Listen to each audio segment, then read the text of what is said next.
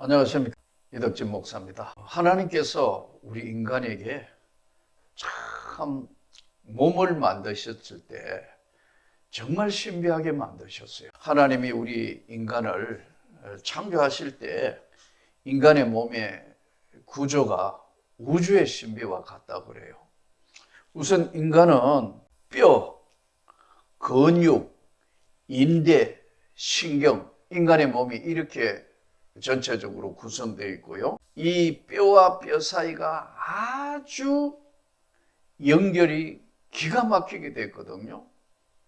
크고 작은 뼈가 서로 맞추어서 움직이게 하고 활동하게 하고 운동을 일으키기도 하거든요.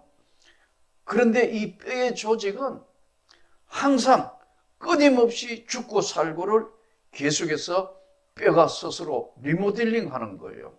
또 인간의 몸은 핏줄, 동맥, 정맥, 모세혈관 총 길이가 12만 킬로미터나 된다 그래요. 참 이 인간의 몸이 하나님이 만드시지 않고는 이렇게 우주의 신비와 같다고 그럽니다. 특히 일생 동안 손톱은 1.5m 정도 자라고요. 인간의 머리카락은 7m에서 8m 정도 자란다고 그럽니다. 그런데 뼈를 리모델링 할 때 뼈가 파골세포 그리고 조골세포라 해서 뼈를 부수어주고 새로 리모델링 하는 거예요. 최고로 강할 때가 30대인데 30대부터 이제 시작이 되는데 40, 50대면은 본격적으로 뼈가 20% 정도 허물허물해져요. 젊은 사람들 중에도. 60대 되면은 30%에서 40%가 뼈의 골격 구조가 약해지는 거예요. 그래서 여러분, 우리가 골다공증 이야기 들어보셨죠? 무서운 병입니다, 이거. 특히 70, 80대 가면은 70%가 골다공증을 앓을 확률이 많다 그래요. 오늘은 에스겔서 37장 1절에서 28절의 말씀의 제목이 마른 뼈예요. 오늘 이 1절부터 28절의 에스겔서 구조가 이중 구조로 되어 있는데 역시 1절에서 10절은 하나님의 첫 번째 질문, 그리고 두 번째 질문이 뭐냐 하니까 11절부터 28절까지는 이 뼈가 이스라엘 족속의 이야기를 하시면서 내가 영원한 언약자다. 이 땅의 삶에 너희가 아무리 그렇다더라도 내가 영원한 언약자다. 바로 오늘 첫 번째 질문은 1절부터 10절까지, 두 번째는 11절부터 28절까지는 이 뼈가 바로 이스라엘 족속을 이야기하면서 하나님께서 내가 영원한 언약자다. 이 크게 두 가지로 나누어져 있습니다. 오늘 말씀드린 것처럼 뼈에 대한 이야기인데 의사 선생님들 이야기 들어보면 우리 뼈가 206개 뼈로 나누어져 있다 그래요. 두개골 22, 설골 하나, 척추골 26개, 귀에 이소골 6개, 흉골 하나, 늑골 24개, 12상이죠. 상지골 64개, 32상, 하지골 62개, 31상, 이렇게 구조되어 있다는 거예요.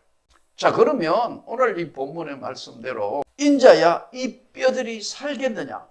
여호와께서 권능으로 내게 임하시고 그의 영으로 나를 데리고 가서 골짜기 가운데에 두셨는데 거기 뼈가 가득하더라. 걸어다니고 많은 활동을 하는데 하나님의 눈으로 보니까 영혼은 없고 뼈만 가득해. 뼈가 움직이고 있다. 사람은 그걸 투시해가 보면 얼마나 무섭겠어요. 마치 공상 영화에 나오는 이야기 같잖아요. 뼈가 가득한데 나를 그 뼈 사방으로 지나가게 하시기로 본 적, 그 골짜기 지면에 뼈가 심이 많고 아주 말랐더라. 뼈가 지금 이제 파쇄되기 직전에 있는 뼈를 이야기하는 거죠. 그가 내게 이르시되 인자야 이 뼈들이 능히 살 수 있겠느냐 하시기로 내가 대답하되 주 여호와여 주께서 아시나이다. 또 내게 이르시되 너는 이 모든 뼈에게 대언하여 이르기를 너희 마른 뼈들아 여호와의 말씀을 들을지어다. 주 여호와께서 이 뼈들에게 이같이 말씀하시를 내가 생기를 너희에게 들어가게 하리니 너희가 살아나리라. 생기가 들어가야 살아나리라.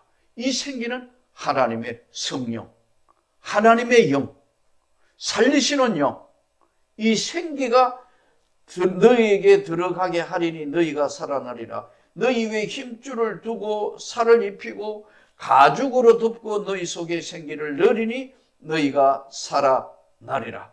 내가 여호와인 줄 너희가 알리라 하셨다 하라. 골짜기에 가득한 뼈. 인간의 눈이 아닌 하나님의 눈으로 볼 때는 살아있으나 실은 죽은 자라는 거죠. 기막힌 오늘 마른 뼈 이야기를 하시면서 뼈가 살아날까? 인간의 눈으로는 거의 불가능한데 이 뼈가 살아나려면 생기가 들어가야 된다. 우리가 신앙생활을 하면서 믿음으로 구원을 받았고 이 땅을 살아가는데 세상 사람들은 육적으로만 보면은 살찌고 건강하고 운동하고 대단한데 그게 중요한 게 아니고 하나님의 생기가 들어가야 죽은 뼈가 살아난다는 중요한 메시지를 오늘 우리에게 던지는 겁니다.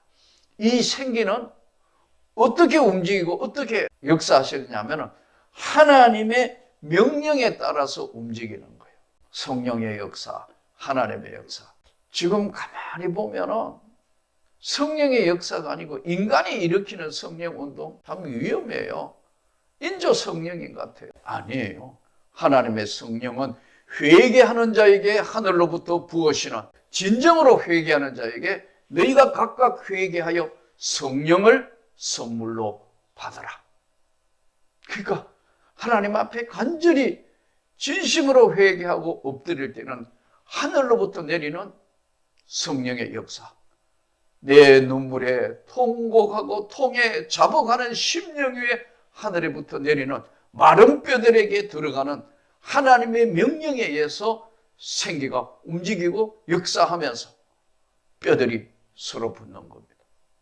골짜기에 죽은 뼈들이 다 살아나고 생기가 사방에서 죽은 자 가운데 살아나는데 너가 대언을 해라.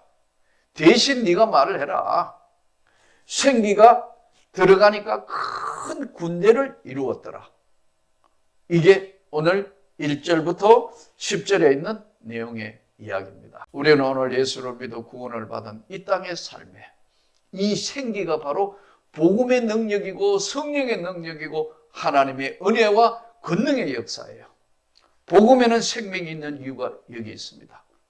전혀 믿지 아니하는 자, 전혀 예수를 모르는 자에게도 우리가 복음을 선포하고 복음을 전해야 되는 이유가 뭐냐 하면은 이 마른 뼈 같은 인생들에게 하나님이 부으시는 놀라운 성령의 역사, 말씀의 역사, 기도의 역사, 찬양의 역사. 어떨 때는 보면요, 찬양의 가사 한마디가 인간의 심령을 흔들어 놓습니다. 그것이 모든 인생을 다 바꾸어 놓는 역사도 그렇게 진행될 때가 있습니다. 이 마른 뼈, 저와 여러분이 하나님 앞에 간절히 가족 구원을 위해서 또 우리 주변에 내가 정말 안타까운 사람들을 위해 기도할 때 그 기도가 하나님의 명령에 대언이 되어서 생기가 들어가는 거예요.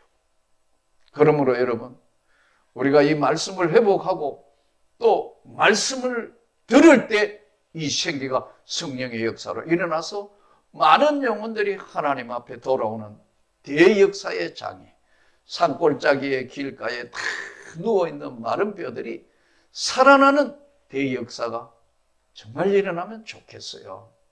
오늘 이 땅의 삶의 주변을 한번 보십시오.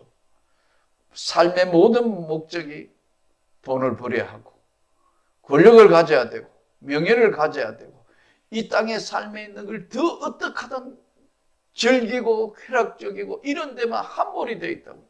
틀린 건 아니지만 인간의 목적이. 그러나 왜 살며 특별히 구원받은 우리는 대언하여 생기를 불어넣어야 되는 하나님의 소명자라는 사실을 깨닫고 내 가족, 내 이웃에 땅끝까지 복음을 전하며 주님의 역사를 일으키는 마른 뼈들이 일어나는 역사를 정말 경험하고 그들이 변화되는 것을 보면서 하나님께 영광을 돌릴 수 있도록 그렇게 되기를. 첫 번째 하나님의 질문에 이렇게 말씀하잖아요. 인자야, 이 뼈들이 살아날 것이냐? 하나님이 아시는 겁니다. 그렇습니다. 하나님이 하시는 길에 하나님이 아시니까 우리는 도구로 사용될 수 있도록 많은 사람들에게 이 마른 뼈들이 살아나는 역사를 일으키는 귀한 삶이 되기를 축복합니다. 두 번째, 이 뼈는 이스라엘의 족속들을 이야기하면서 이제 11절부터 28절까지는 내가 영원한 언약자다. 신앙생활을 오래 하다가 보면은 감각을 잃어버릴 때가 있어요. 교회를 섬기게 돼요. 주님을 섬겨야지 교회를 섬기게 되어버립니다. 교회가 목적이 돼요. 여러분, 주님이 목적이 돼야 돼요. 신앙생활의 목표가 분명해야 돼요. 우리는 주님의 교회에 충성해야 되지만 우리가 따라가야 되고 우리가 가야 할 방향이 예수 그리스도라는 사실을 잊으면 안 돼요. 교회는 유익이 될지 모르지만 하나님의 나라에 배치될 때 그건 아니거든요. 오늘 또 이스라엘 족속아, 이 마른 뼈가 이스라엘 족속을 지칭하는데도 그 이스라엘 족속들은 알지 못합니다. 은혜가 떨어지면 뼈만 남는지 이스라엘 백성들을 상징하고 있는 것인데도 깨닫지 못합니다. 마치 오늘 우리를 향하여 하나님께서 던지는 메시지의 말씀과 같습니다. 무덤에서 열고 나오라. 내 영을 너희 속에 두어 고국 땅에 두리니. 내 영을 이스라엘 땅으로 들어가게 하리라. 이같이 말씀하시기를 37장 12절. 그러므로 너는 대언하여 그들에게 이르기를 주 여호와께서 이같이 말씀하시기를 내 백성들아 내가 너희 무덤을 열고 너희로 거기에서 나오게 하고 이스라엘 땅으로 들어가게 하리라. 하나님이 하신다는 것. 민족 앞에 놓여 있는 북한 땅에 장막이 가려지고 1945년 해방이 이루어져서 남쪽으로 많은 믿음의 신앙의 선조들이 남한으로 나와서 남한에 이렇게 교회도 많아지고 정말 자유로운 삶이 이루어졌는데 북한 땅에 보십시오. 교회가 없어졌지 않습니까? 믿는 사람을 다 박멸해버리고 없는 거예요. 그런데 오늘 이 시대를 살아가면서 우리가 정말 이것을 열 수 있는 분은 하나님밖에 없기 때문에 오늘 이 본문대로 무덤을 열고 나와서 내 영을 너희 속에 두리니 너희가 고국 땅에 둘 것이다. 민족을 복음화할 수 있는 것은 오직 기도, 은혜밖에 없기 때문에 북한 땅의 군부와 정말 악랄한 것들은 불쌍한 백성들, 한민족인 우리 백성들과는 구별을 하여 기도하면서 그러나 유비무환으로 준비해서 함부로 침범하거나 함부로 넘나들 수 없도록 잘 강력한 준비와 모든 것을 갖추어서 저들이 하나님 앞에 돌아오도록 복음의 능력이 나타나도록 기도하면서 교회의 모든 하나님의 백성이 살아있어야 합니다. 생기를 가지고 있는 하나님의 사람들이 하나님의 명령에 따라 움직여서 오늘 은혜가 떨어지지 않도록 언제나 우리 자신들을 돌아보면서 하나님께 영광이 되는 삶이 되기를 축복합니다. 막대기 유다와 그 짝 이스라엘, 또 다른 막대기 에브라임의 막대기, 내 손에서 둘이 하나가 되리라. 도대체 이게 무슨 뜻인가요? 이것은 16절에서 17절에 요셉과 그 짝 이스라엘의 온 족속 하나 되게 하는 것. 하나님의 역사는요, 분열의 역사가 절대 아니에요. 분열의 역사는 사탄의 역사입니다. 하나님의 역사는 하나 되는 거예요. 오순절에 성령이 강림하면서 다 했는데 사도행전 2장에 보면은 이때 헬라어, 히브리어 각국 15개국 각 나라의 언어로 듣게 됨이 어쩌면요. 언어는 잡혀간 곳에서 그 나라에서 이루어지는 것이고, 예?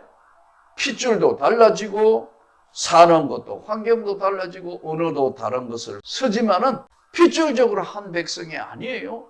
이미 혼혈이 되어버렸는데. 그리고 언어도 다른 언어를 써요. 사는 데도 달라요. 근데 하나 되게 하는 것은 뭐냐면 오직 유일신 하나님을 믿는 거예요. 아주 쉽게 바꿔 이야기하면 예수 믿는 사람이 된 것이 바로 하나 된 겁니다. 그러므로 우리가 하나 돼야 된다. 그래서 성경에서 형제 자매라는 이야기가 바로 오직 하나님 믿는 백성 그리고 예수 믿는 사람들 이것을 유일하게 하나 되게 하는 것으로 봅니다. 그래서 한 임금 예수 그리스도 영광나라 계신 임금 우리 구주 예수라. 나는 부족하여도 영접하실 터이니 영광나라 계신 임금 우리 구주 예수라. 교회가 왜 분열하죠? 서로 오해하기 때문에 대화가 없기 때문에 여러 가지 서로 다툴 소재가 있기 때문에 다 맞아요. 그러나 한 가지 확실한 것은 은혜가 떨어지면 다툼이 일어납니다. 여러분의 가정도 교회도 똑같은 원리로 사단이가 공격하기 때문에 그렇습니다. 이스라엘 백성들에게 던져진 이 유일한 영광나라 계신 임금 우리 구주 예수 그리스도의 한 백성이라는 사실을 깨닫고 정말 어려운 상황에서도 하나 되기를 축복합니다. 우리나라도 지금 정치, 경제 돌아가는 거 보세요. 매일 싸움박질이고 정말 하나만 되면 세상이 감당할 수 없는 나라가 되고 축복받는 삶이 될 텐데 왜 이렇죠? 서로 이익 집단끼리 서로 다투기 때문에 그렇습니다. 이 세상은 이렇다 하더라도 하나님의 나라, 하나님의 교회, 하나님의 백성은 하나 되어야 하는 겁니다. 여러분의 가정이 정말 복음으로 하나 되도록 기도하고 이 복음을 지키며 하나님께 영광된 삶을 살 수 있기를 축복합니다. 우상과 더러운 것과 가증한 걸 다 버리고 다윗 왕이 한 목자에게 왕으로서의 목자가 될 것이다. 그 이후에 아브라함과 다윗의 자손 예수 그리스도의 세계라 예수가 이 땅에 오신다는 거예요. 우리가 오늘 또 규례와 율례 지켜야 된다고 하는데 구약에는 이 규례와 율례가 오늘로 이야기하면 복음이에요. 복음이 없는 것은 아무것도 아니에요. 인간이 정해놓은 윤리와 인간이 정해놓은 도덕 그것은 가장 기본적인 바탕이지만 그 위에 하나님의 나라의 복음은 스스로 하나님 앞에 부끄럽지 않는 삶을 살기 위한 몸부림이 있을 때 복음의 능력과 권능과 은혜가 나타나는 겁니다. 사람은 한 세상 살면서 반드시 어떤 자기 나름대로 가지고 있는 신념을 가지고 삽니다. 신념보다 더 무서운 것이 은혜고 믿음이에요. 그래서 믿음이 세상을 이기는 겁니다. 오늘 또 하나님 앞에 자자손손 영원히 우리를 지켜주실 그분, 화평의 왕, 영원한 언약, 견고한 성, 번성, 내 성소가 너희들 가운데 있을 것이고 내가 항상 너희와 함께 있으리라. 왜냐하면 나는 너희의 하나님. 아니 너는 나의 백성이고 나는 너의 하나님이라는 사실을 오늘 다시 새기면서 마른 뼈밖에 없는 세상에 살아있는 생존자로서의 생기, 하나님의 생기를 가진 생존자로서 이 땅의 삶을 영광으로 돌리고 생기를 불어넣는 대언하는 하나님의 종들 백성이 되기를 주 예수 이름으로 축복합니다.